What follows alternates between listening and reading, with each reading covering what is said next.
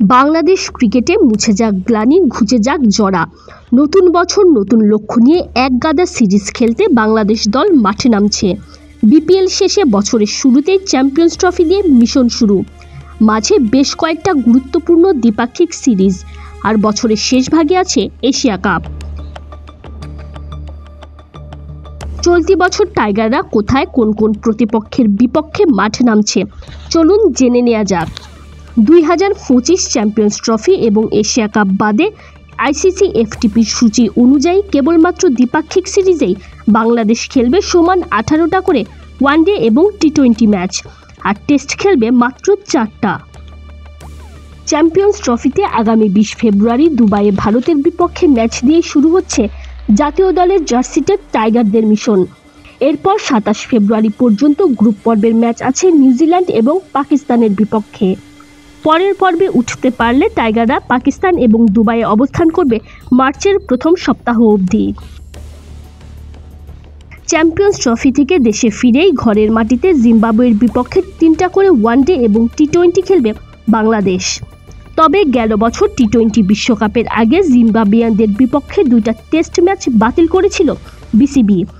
পূর্ববর্তী সিদ্ধান্ত অনুযায়ী এই সিরিজে বাকি থাকা সেই টেস্ট সিরিজটাও যুক্ত হতে পারে।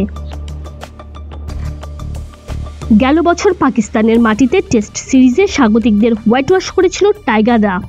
চলতি বছর মেতেই বাংলাদেশ যাবে পাকিস্তান সফরে, তবে এবার 3টা করে ওয়ানডে এবং টি20 ম্যাচ খেলতে। জুন জুলাইয়ে লাল সবুজের প্রতিনিধিরা যাবে শ্রীলঙ্কায়।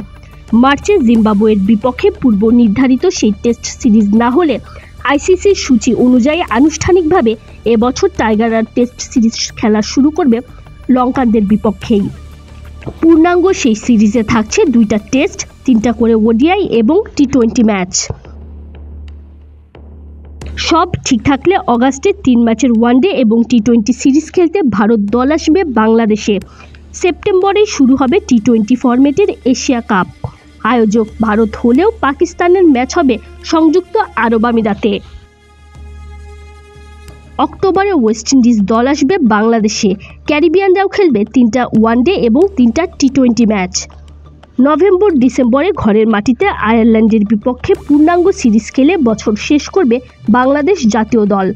সে সিরিজে থাকছে 2টা টেস্ট, 3টা ওডিআই এবং 3টা টি20 ম্যাচ।